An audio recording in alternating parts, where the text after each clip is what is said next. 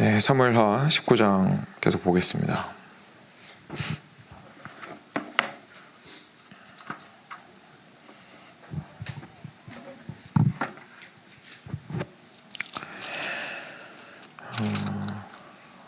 네, 19장 끝까지 볼 텐데요. 31절부터 끝까지 같이 교독하도록 하겠습니다. 31절부터 43절까지입니다.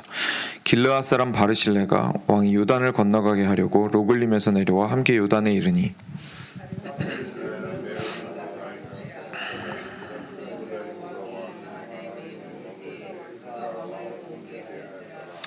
왕이 바르실레에게 이르되 너는 나와 함께 건너가자. 예루살렘에서 내가 너를 공교하리라.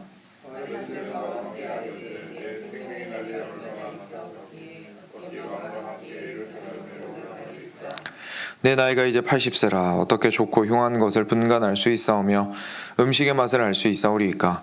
이 종이 어떻게 다시 노래하는 남자나 여인의 소리를 알아들을 수 있사오리이까. 어찌하여 종이 내 주 왕께 아직도 누를 끼치리이까.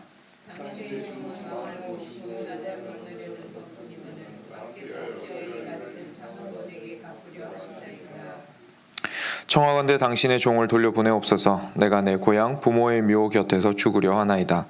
그러나 왕의 종 김함이 여기 있사오니 청하건대 그가 내 주 왕과 함께 건너가게 하시옵고 왕의 처분대로 그에게 베푸소서 하니라.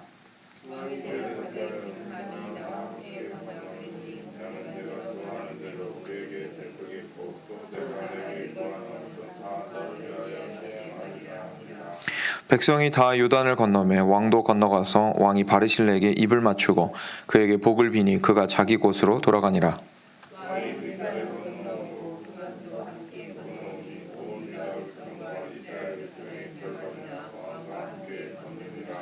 온 이스라엘 사람이 왕께 나와 왕께 아뢰되 우리 형제 유다 사람들이 어찌 왕을 도둑하여 왕과 왕의 집안과 왕을 따르는 모든 사람을 인도하여 요단을 건너가게 하였나이까 하매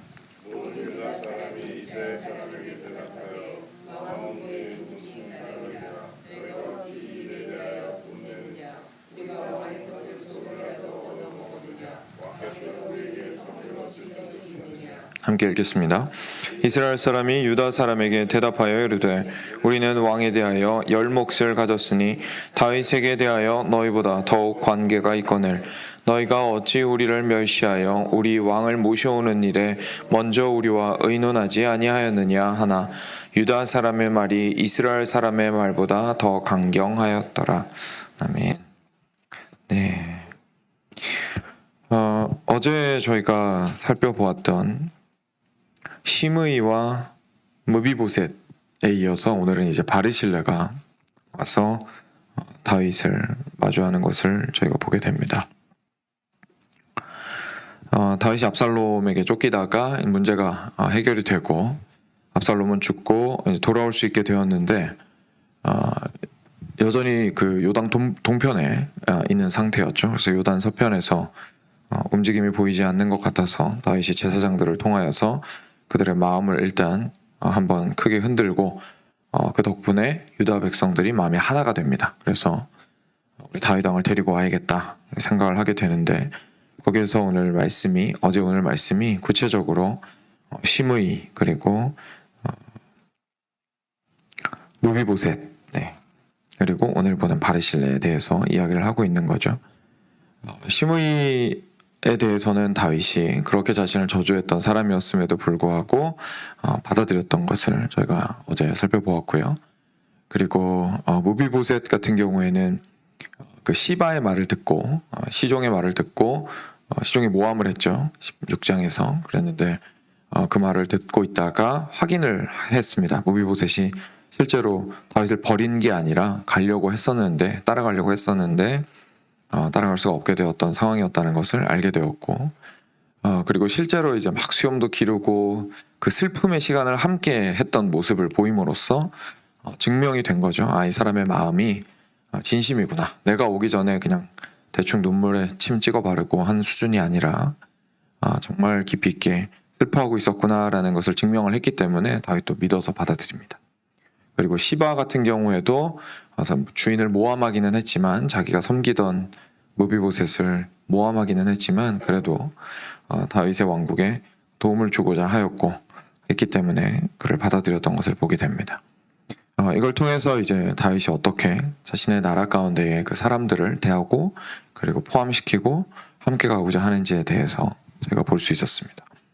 오늘은 바르실레를 보게 되는데 이 바르실레는 또 좀 양상이 다릅니다. 그래서 바르실레를 함께 보겠습니다. 그리고 나서 40절부터 43절까지가 두 번째 부분인데 이 두 가지 내용이 좀 크게 상관은 없는데 그래도 오늘 본문에 다 포함이 되어 있으니까 조금씩 보도록 하겠습니다. 바르실레가 이 31절에 보면 요단을 건너가게 하려고 록올리면서 내려와 요단에 이르렀습니다. 그리고 매우 늙어서 나이가 80세였습니다. 그런데 큰 부자이므로 왕이 마하나임에 머물 때에 왕을 공궤하였습니다. 이 내용이 17장에 있을 겁니다. 17장에 24절에 보시면 제가 읽어드리겠습니다. 이에 다윗은 마하나임에 이르고 압살롬은 모든 이스라엘 사람과 함께 요단을 건너니라 이렇게 이야기를 하고 27절에 보면 마하나임에 이르렀을 때에 암몬 족속에 속한 랍바 사람 나하스의 아들 소비와 로데발 사람 암미엘의 아들 마길과 로글림 길르앗 사람 바르실레가 침상과 대야와 질그릇과 밀과 보리와 밀가루와 볶은 곡식과 콩과 팥과 볶은 녹두와 꿀과 버터와 양과 치즈를 가져다가 다윗과 그와 함께한 백성에게 먹게 하였으니 이는 그들 생각에 백성이 들에서 시장하고 곤하고 목마르겠다 함이더라 라고 이야기를 하고 있습니다. 그러니까 아주 곤고하였을 때에 정말 누구보다도 도움이 필요한 그 시점에 바르실레가 가서 미리 생각하고 소식을 들은 것도 아니고요. 저 사람이 힘들다라는 소식을 듣고 뭐가 필요하다고 뭔가 우리가 이제 뭐 펀드레이징 같은 거 하듯이 하는 것도 아니고 바르실레가 나머지 두 사람과 함께 생각이 미쳐서 그들이 힘들 것 같고 음식이 필요할 것 같고 그리고 편안하게 잠을 잘 수 있는 침상이 필요할 것 같고 그리고 음식을 해 먹으려면 그릇도 필요할 것 같고 하니까 구체적으로 아주 섬세하게 생각을 해서 준비를 해가지고 가서 도와주었습니다. 그래서 그렇게 공급한 것에 대해서 이제 공궤하였다. 이제는 평상시에 쓰지 않는 말이긴 하지만 공궤하였다고 표현하는데 그래서 공궤하였던 것을 다윗이 기억했습니다. 그래서 왕이 말합니다. 33절에 바르실레에게 이르되 너는 나와 함께 건너가자. 예루살렘에서 내가 너를 공궤하리라. 다윗이 은혜를 갚고 싶은 거예요. 그때 정말로 힘들었을 때 자신을 섬겨주었던 바르실레와 그 사람들에게 참으로 감사하고 그 은혜를 잊지 않고 바르실레에게 감사를 표현하면서 내가 충분히 이제는 나이 80이니까 내가 당신을 이제 보양을 하겠습니다 하면서 같이 갑시다 라고 이야기를 합니다. 그러니까 바르실레가 대답합니다. 내 생명의 날이 얼마 있사옵기에 어찌 왕과 함께 예루살렘으로 올라가리이까. 내 나이가 이제 80세라 어떻게 좋고 흉한 것을 분간할 수 있사오며 음식의 맛을 알 수 있사오리이까. 이 종이 어떻게 다시 노래하는 남자나 여인의 소리를 알아들을 수 있사오리이까. 어찌하여 종이 내 주 왕께 아직도 누를 끼치리이까. 당신의 종은 왕을 모시고 요단을 건너려는 것 뿐이거늘 왕께서 어찌하여 이 같은 상으로 내게 갚으려 하시나이까 라고 말하면서 거절합니다. 그러니까 다윗의 호의는 너무너무 고맙지만 상으로 그것을 느끼지만 그렇지만 보십시오. 제가 이미 늙어서 가서 얼마나 더 즐길 수 있겠으며 저를 이렇게 공궤해 주신다고 하시는 건 감사하지만 제가 거기서 얻을 수 있는 게 뭐 그렇게 얼마나 크겠습니까? 라고 이야기를 하면서 거절하는 우리 바르실레의 모습을 보게 됩니다. 여기서 저희가 한 가지를 좀 발견하게 됩니다. 바르실레가 처음에 다윗이 압살롬에게 쫓겼을 때에 어떠한 마음으로 그를 도왔는지가 그 마음의 중심이 조금 엿보이는 부분인 것 같습니다. 무언가를 기대하고 그때 이렇게 했던 것이 아니라 단지 하나님께서 기름 부으신 왕이었기 때문에 바르실레가 그가 처한 곤경을 생각하고 자기가 부자이기 때문에 가지고 있고 도울 수 있는 것들을 긁어서 도왔던 참 순수한 마음을 가진 하나님을 사랑하는 사람이라는 사실을 저희가 오늘 이것을 통해서 보게 됩니다. 왜냐하면 만약에 무언가를 다윗을 통해서 얻어내고자 했다면 지금만큼 좋은 기회가 없거든요. 다윗한테 제일 어려운 시기에 도와주었기 때문에 정말로 은혜를 베푼 건 자기 자신이기 때문에 다윗이 당연히 그 은혜를 기억할 거라고 생각할 수 있고, 그리고 나는 내가 베푼 것이 많기 때문에 이 나라의 왕을 도와준 거기 때문에 그 왕이 나에게 충분히 더 많은 것으로 돌려줄 수 있을 거라 기대할 수 있습니다. 그리고 다윗한테 갔을 때 다윗이 먼저 말했어요. 와, 그때 도와줘서 너무 고맙습니다. 그러니까 나랑 같이 궁으로 갑시다 라고 이야기하면 사실 바르실레가 그래, 올 게 왔구나 라고 생각할 수 있었을 겁니다. 올 게 왔구나. 그래, 그래도 우리 다윗 왕이 훌륭해서 은혜를 잊지는 않는구나. 내가 가서 이 사람과 함께 즐거움을 누리겠노라 라고 말할 수 있었을 겁니다. 그런데 바르실레가 그렇게 하지 않고 고사한 것을 보면 일단 첫 번째로는 그 마음 가운데에 하나님을 경외하며 자신이 순수한 마음으로 돕고자 함으로 도왔다라는 것을 저희가 좀 보게 됩니다. 저희의 삶 가운데에서 과연 얼마나 이렇게 순수하게 그 마음을 들여서 참 하나님을 섬기고 또한 이웃을 섬기는지에 대해서 저희가 아주 진지하게 생각을 해볼 필요가 있습니다. 저희는 저희의 의도를 숨기는데 아주 능숙합니다.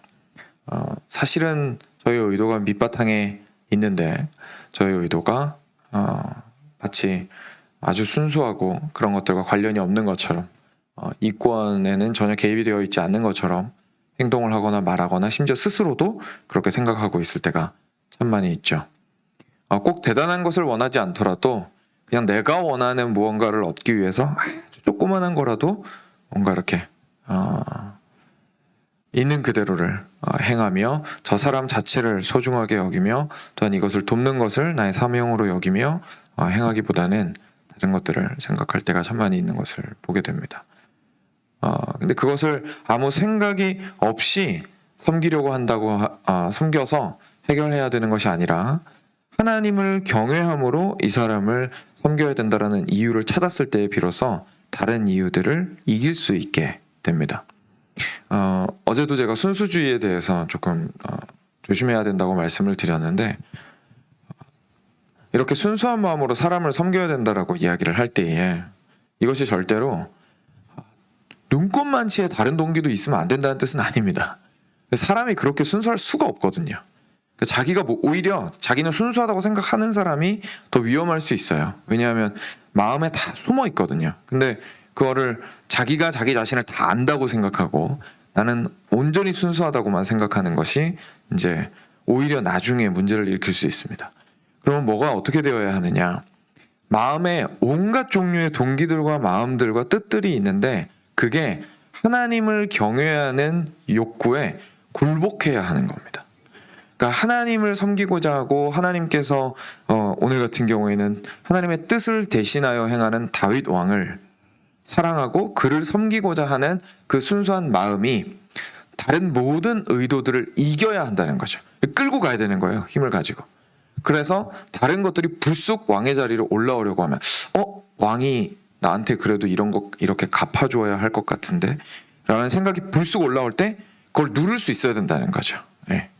그래서 오히려 뒤에서 그 옛날 그 시대에 마쿠에서 뒤에서 병풍 뒤에서 왕한테 어떻게 해야 되는지 조종하는 사람이 있는 것처럼 진짜 의도는 저 깊숙이 숨어 있고 그런 의도 없어요 라고 이야기하고 겉으로는 아주 순수한 것이 나의 100% 의도라고만 이야기한다면 어느 순간 타이밍이 딱 됐을 때 뒤에 마쿠에서 조종하고 있는 그 의도가 확 하고 튀어나올 수가 있습니다.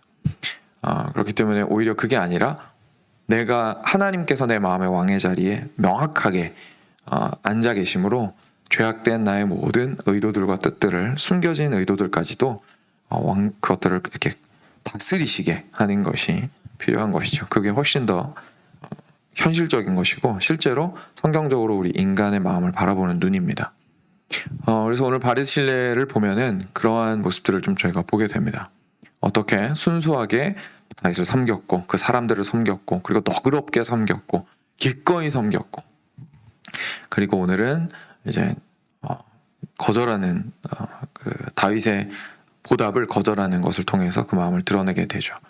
두 번째로 바르실레의 이런 반응을 통해서 좀 보게 되는 건 바로 오늘 그 큐티 책에도 나오는데 바로 자족하는 마음입니다. 스스로 이 지금 이 다윗의 그 보답을 거절하는 이유가 뭐냐면 지금 자기 자신이 처한 상황을 충분히 이해하고 이 가운데서 만족하며 하나님께서 세우신 저 왕이 단지 세워졌다라는 것만으로 참으로 기뻐한다라는 것을 저희가 좀 볼 수가 있습니다.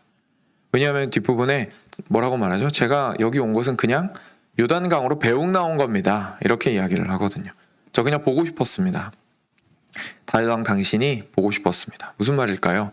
이제 다시 왕위로 복권되고 하나님의 나라가 올바로 서는 것을 제가 보고 싶었습니다. 라는 것을 의미하지 않을까 싶습니다. 그러니까 이 사람이 자신이 여든이 되어서 그래도 남은 기력을 가지고 있는 힘껏 그게 1년이든 6개월이든 그 왕궁에서 주어지는 부귀영화를 조금이나마 내가 맛보리라라고 생각할 수도 있습니다. 오히려 갈 날이 얼마 남지 않았기 때문에 내가 남은 날을 충분히 누리다 가리라 라고 말할 수도 있었을 겁니다. 그렇죠?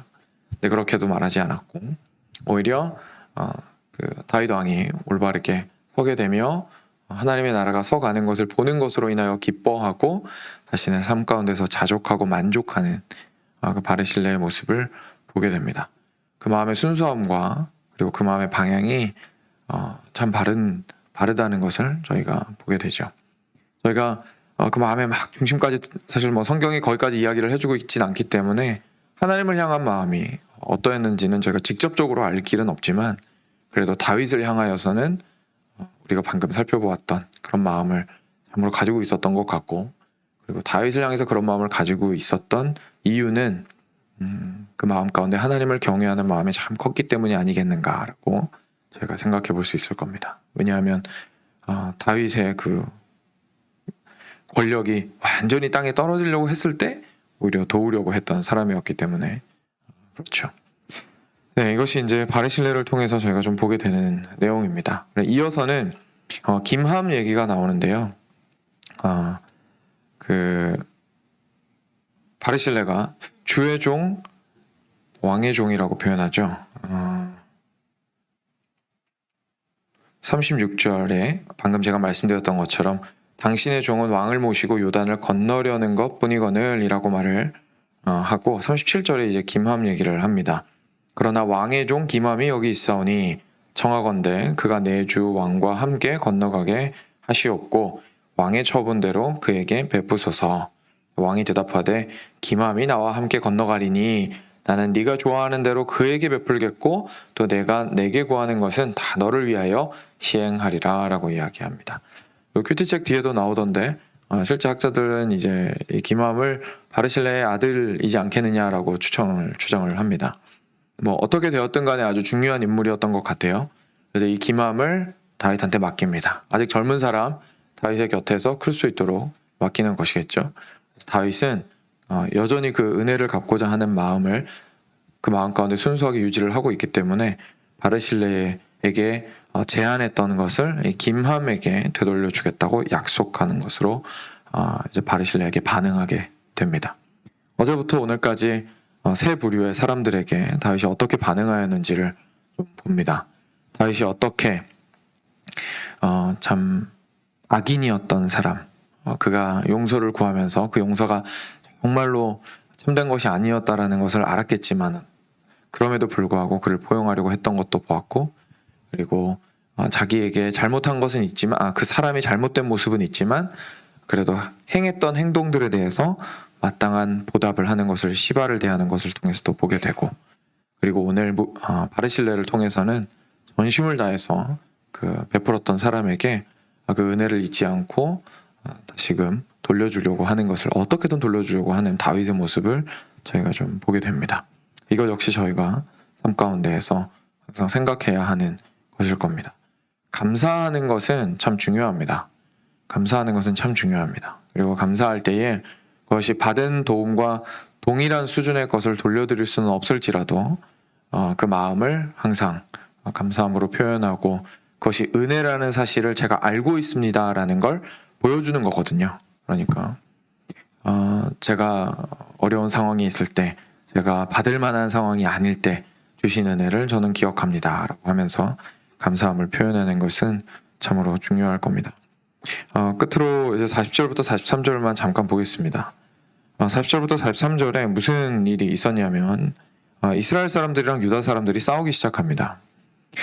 여기에서 41절 보겠습니다. 온 이스라엘 사람이 왕께 나와 왕께 아뢰되 우리 형제 유다 사람들이 어찌 왕을 도둑하여 왕과 왕의 집안과 왕을 따르는 모든 사람을 인도하여 요단을 건너가게 하였습니까? 그랬더니 모든 유다 사람이, 이번엔 이제 이스라엘 사람들은 왕한테 하소연을 한 건데 옆에서 유다 사람들이 듣다가 이스라엘 사람들한테 반박합니다. 42절입니다.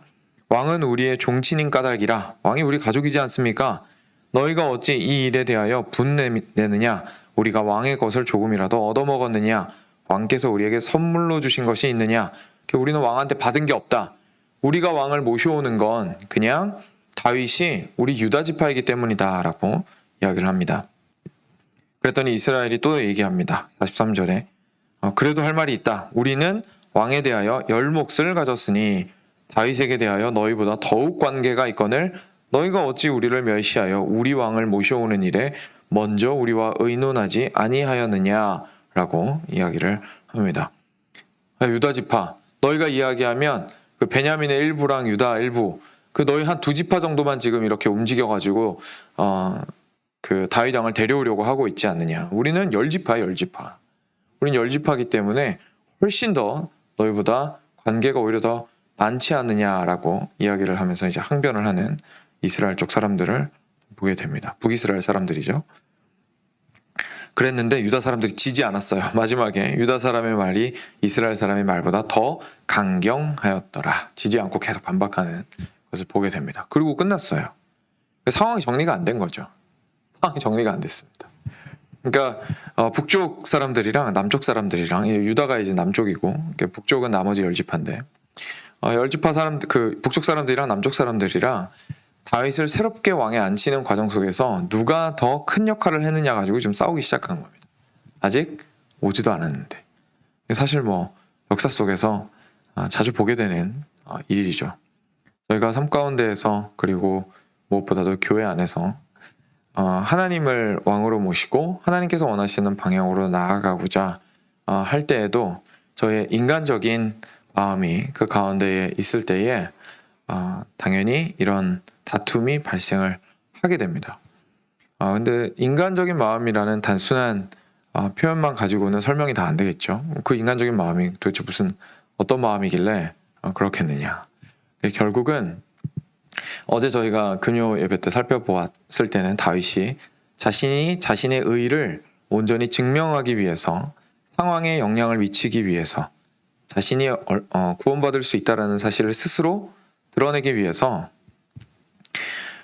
말을 하지 않고 오히려 하나님께서 구원하신다라는 사실을 인정하기 위해서 입에 재갈을 물리리라 라고 겉으로 보면 무능해 보이는 모습을 선택한 것을 어제 저녁에 살펴봤습니다.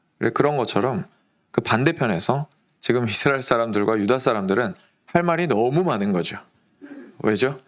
자기가 원하는 마음의 뜻이 있는데 그 뜻대로 힘을 지속적으로 작용해서 지금 현재 상황이 바뀌기를 간절히 원하는 마음이 있기 때문입니다. 정치는 언제 발생할까요? 힘이 충돌할 때 발생합니다. 정치는 힘이 충돌할 때 발생합니다. 힘은 영향력이죠.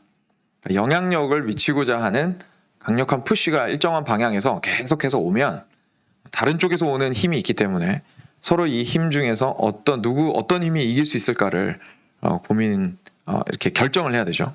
그래서 그 과정 속에서 결국은 정치가 발생을 하게 되고 그 끝에는 충돌이 발생할 수도 있고요. 왜냐하면 무력으로 이 힘을 이렇게 꺾어야 되니까. 그래서 그것이 세상의 방법이죠. 세상의 방법입니다. 영향력을 미치기 위하여 계속해서 힘을 주고받는. 이것이 온전히 잠잠하게 되는 때가 세상 왕국에서도 있죠. 중국의 춘추전국 시대에 모든 사람들이 이렇게 막 서로 아웅다웅하면서 정치가 고도로 발달하고 서로 이렇게 싸우고 했었는데 나중에 결국은 그 모두를 잠잠하게 만드는 방법은 하나밖에 없었죠. 절대왕정이었습니다. 절대왕정. 항상 역사상 그랬죠. 절대적인 주권을 가진 왕이 등장을 하면 그나마 조용해지는 것이 역사 속에서 저희가 볼 수 있는 흐름인데요. 사실 우리 모두가 하나님을 왕으로 인정하는 것이 그래서 얼마나 중요한지를 다시 한번 깨닫게 되는 겁니다. 우리 안에서 지나치게 힘의 밀당이 많아지면 하나님을 왕으로 모시지 않고 있구나라고 생각을 해봐도 무리가 없을 겁니다. 과연 나는 하나님을 이 공동체의 왕으로 생각을 하고 있는가라는 것을 저희가 기억해 볼 필요가 있을 겁니다. 이것에 대해서 지금은 자세하게 이야기할 수는 없지만 일단 저희가 두 가지 정도로 생각해 볼 수 있는 거죠. 이거를 현실 속에서 이런 일이 발생할 수밖에 없다라는 것을 일단 인정은 해야 되는구나. 지금 다윗 왕이 왕으로 다시, 그리고 왕이었던 적이 없는 사람도 아니고 새로 왕되는 사람도 아니고 이미 왕이었던 사람이 제자리 찾아오는 데에도 지금 그 틈새를 못 기다리고 자기들이 했던 일들을 막 주장하면서 우리가 잘했니, 너네가 못했니 하면서 다투고 있는 모습을 보면서 이게 어느 정도의 이 다툼은 분명히 발생할 수밖에 없구나라는 것을 저희가 일단은 예상을 해야 될 겁니다. 그래야 대비를 할 수 있겠죠. 그래서 그것이 현실이다라는 것을 저희가 인정을 하면서, 그러면서도 그게 현실이니까 그냥 그렇게 힘센 사람이 이기는 거야 라고 말하고 지나가면 세상 사람들이랑 똑같은 겁니다. 그게 아니라 우리 모두가 그래서 어떻게 하면 한 왕이신 하나님을 우리가 온전히 섬겼을 때에, 그리고 참 사랑하고 그리고 그분만을 바랐을 때에 지금 이 땅 가운데에서의 하나됨을 우리가 이룰 수 있을 것인지에 대한 힌트를 여기에서 또 발견하게 됩니다. 오늘 아침 말씀 좀 서로 다른 내용이어서 소화하시기에 조금 버거우실 수 있지만 크게 두 가지 내용에 대해서 좀 같이 살펴보았습니다. 바르실레의 자족함, 그리고 하나님께서 이루신 그 왕을 참으로 사랑하며 순수한 마음으로 섬겼던 모습을 첫 번째로 살펴보았고, 두 번째는 하나님의 나라라 할지라도 이 땅 가운데 있기 때문에 그 안에서 발생할 수 있는 다툼들이 있고 의견 충돌들이 있을 수는 있지만 우리가 하나님을 왕으로 모심으로 그 문제들을 해결해야 한다는 것을 이스라엘과 유다의 다툼을 통해서 좀 살펴볼 수 있었습니다. 이 내용들 중에서 마음이 동하시는 부분들을 가지고 함께 기억하시면서 기도하시겠습니다. 같이 먼저 말씀을 가지고 기도하겠습니다.